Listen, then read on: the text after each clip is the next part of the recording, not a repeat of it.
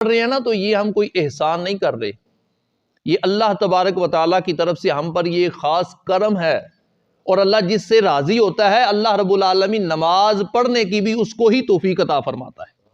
یہ بات ذہن میں رکھیں۔ حضور علیہ السلام نے ارشاد فرمایا کہ بندے پر اللہ تبارک و تعالیٰ کی طرف سے سب سے بڑا احسان یہ ہے، بندے پر اللہ کی طرف سے سب سے بڑا احسان یہ ہے کہ اللہ تبارک و تعالیٰ نے بندے کو 2 رکعت نماز پڑھنے کی توفیق عطا فرمائی۔ سمجھے بات کو؟ اگر ہم نماز پڑھ رہے ہیں تو اس میں ہمارا کوئی کمال نہیں ہے، یہ اللہ تعالیٰ کی طرف سے یہ خاص بات ہے کہ اللہ کا کرم ہوا، تو اللہ نے ہم پر یہ کرم کیا، ہم پر احسان کیا کہ اللہ نے ہمیں سجدے کی توفیق عطا فرما دی۔ بزرگ حضرت محمد بن سیرین آپ فرماتے ہیں کہ مجھے کہا جائے کہ تمہاری ایک طرف 2 رکعت نماز ہے اور ایک طرف تمہیں جنت ہے، دونوں کا انتخاب کرنا ہے، اب بتاؤ کہ جنت میں جانا چاہتے ہو یا 2 رکعت نماز پڑھنا چاہتے ہو؟ یہ کتنی بڑی بات ہے، ٹھیک ہے؟ کیا بات ہوگی؟ فرمایا کہ ایک طرف جنت ہے اور ایک طرف 2 رکعت نماز ہے، اب تمہیں اختیار ہے کہ تم جنت میں جانا چاہتے ہو یا 2 رکعت نماز کو ادا کرنا چاہتے ہو۔ تو حضرت محمد فرماتے ہیں، حضرت محمد بن سیرین یہ بزرگ ہوئے، فرماتے ہیں کہ میں 2 رکعت نماز پڑھنے کی طرف جاؤں گا۔ کیوں؟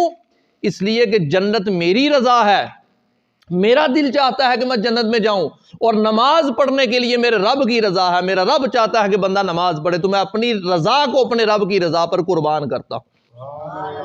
حضور علیہ السلام کا فرمان فرمایا کہ 5 نمازیں اللہ تعالیٰ نے بندوں پر ان 5 نمازوں کو فرض قرار دی ہے، یعنی حضور کی امت پر اللہ نے 5 نمازیں جو ہے وہ فرض قرار دی ہیں، 5 نمازیں فرض قرار دی ہیں۔ فرمایا جو بندہ 5 نمازیں پڑھ کے اللہ کی بارگاہ میں حاضر ہوگا، اللہ کا اس بندے پر وعدہ ہے کہ اللہ رب العالمین اس بندے کو جنت عطا فرمائے گا۔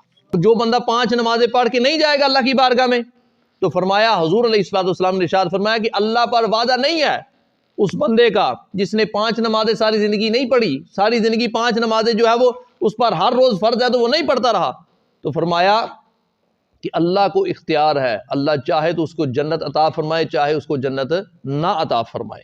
حضور علیہ السلام نے، اب یہ بڑی اہم بات ہے، ہم میں سے ہر ایک کے گھر کے باہر اگر نہر ہو اور ہر بندہ اس نہر میں 5 وقت جو ہے وہ غسل کرے، تو کیا اس کے جسم پر کوئی میل، کوئی کچیل، کوئی باقی رہے گی؟ حضور علیہ السلام نے ارشاد فرمایا کہ میرے صحابہ، اگر تم میں سے ہر ایک کے گھر کے باہر نہر ہو شیریں پانی کی، تو ہر روز اس میں تم 5 مرتبہ غسل کرو، کیا تمہارے جسم پر کوئی میل، کوئی کچیل، کوئی باقی رہے گی؟ عرض کی نہیں یا رسول اللہ۔ تو حضور نے فرمایا تمہیں مثال اس لیے دی ہے کہ تم پر اللہ نے 5 نمازیں فرض کی ہیں،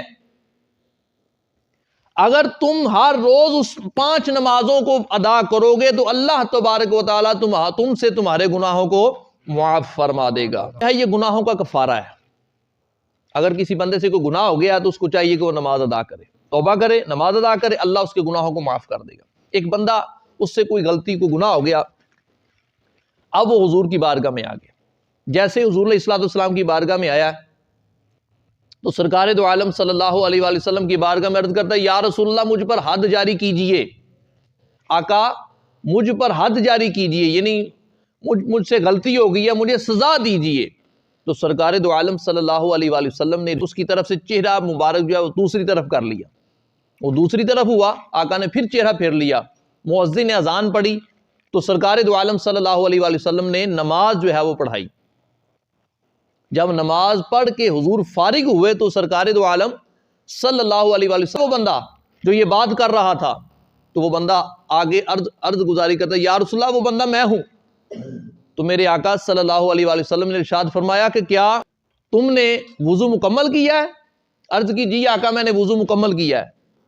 فرمایا کیا تم نے میرے پیچھے نماز پڑھی ہے؟ عرض کی جی یا رسول اللہ میں نے آپ کے پیچھے نماز پڑھی ہے۔ فرمایا مکمل پڑھی ہے؟ جی آقا مکمل پڑھی ہے۔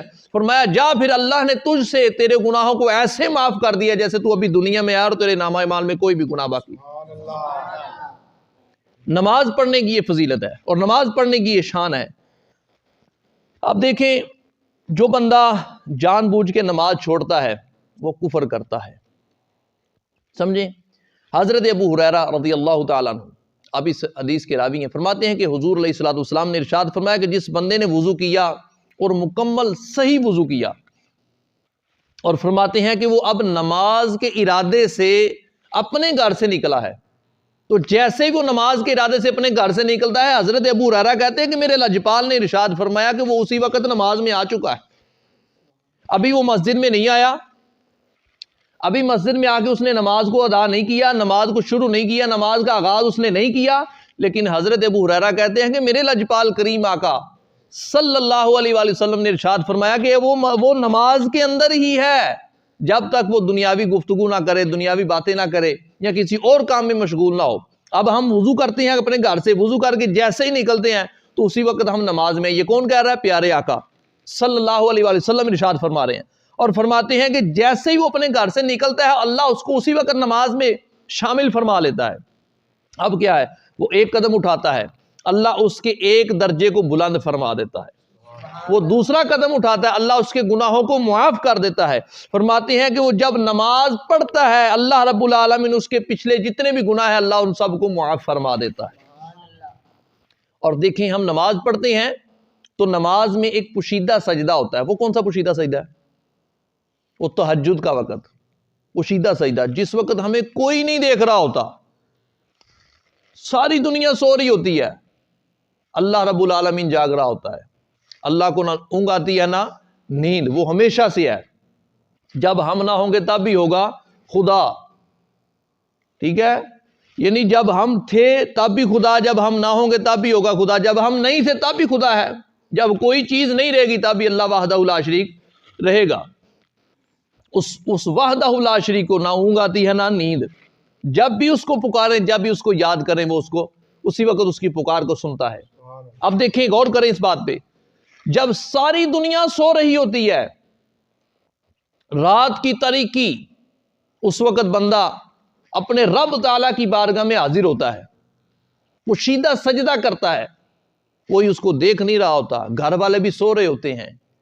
اب وہ بندہ اٹھا ہے، سردی، سخت سردی، جس طرح آج کل سردی کا موسم ہے، سخت سردی ہے. اب وہ بندہ اٹھا ہے سخت سردی کے اندر، ٹھنڈے پانی کے ساتھ اس نے وضو کیا. مولا مرتضی حضرت علی کرم اللہ وجہ الکریم آپ سردی کے موسم میں ٹھنڈے پانی سے وضو کرنا پسند فرماتے تھے، فرمایا اس سے اللہ راضی ہوتا ہے، بندہ چست ہو جاتا ہے. اللہ اکبر. حضرت لجپال صلی اللہ علیہ وآلہ وسلم فرمایا کہ بندہ سخت سردی میں اٹھ کے وضو کرتا ہے، اللہ کی بارگاہ میں حاضر ہوتا ہے، رات کی تاریکی ہے، دنیا سو رہی ہے. فرمایا وہ جو سجدہ کرتا ہے اللہ تبارک و تعالیٰ کی بارگاہ میں، احکم الحاکمین کی بارگاہ میں وہ سجدہ کرتا ہے، فرمایا اس سجدے سے افضل ترین سجدہ اور کوئی نہیں ہے، وہ ایسا سجدہ ہے جو سجدہ بندے کو اللہ کے قریب کر دیتا ہے.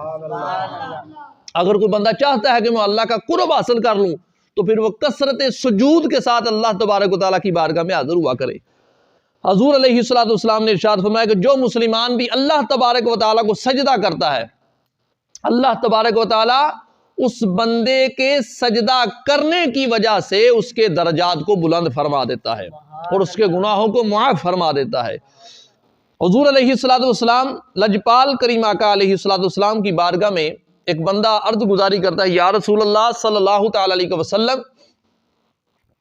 حضور میں آپ سے بڑی محبت کرتا ہوں، آقا میں آپ سے بڑی محبت کرتا ہوں، حضور میں چاہتا ہوں کہ جس طرح میں دنیا میں آپ کے ساتھ ہوں، آقا میں چاہتا ہوں کہ جنت میں بھی آپ کا پڑوس مجھے نصیب ہو جائے. یا رسول اللہ میں یہ چاہتا ہوں کہ میں جنت میں آپ کا قرب حاصل ہو جائے، جنت میں آپ کا مجھے پڑوس نصیب ہو جائے. تو سرکار دو عالم صلی اللہ علیہ وآلہ وسلم نے فرمایا اگر تم یہ چاہتے ہو، اگر تم یہ چاہتے ہو کہ تمہیں میرا قرب مل جائے، اگر تم یہ چاہتے ہو کہ میں تمہاری شفاعت کروں، تمہاری سفارش کروں اللہ کی بارگاہ میں، فرمایا پھر تمہیں یہ چاہیے کہ کثرت سجود کیا کرو، یعنی اللہ کی بارگاہ میں زیادہ سے زیادہ سجدہ ریزی کیا کرو. جب تم یہ عمل کرو گے تو پھر میں اللہ تبارک و تعالیٰ کی بارگاہ میں تمہاری سفارش کروں گا.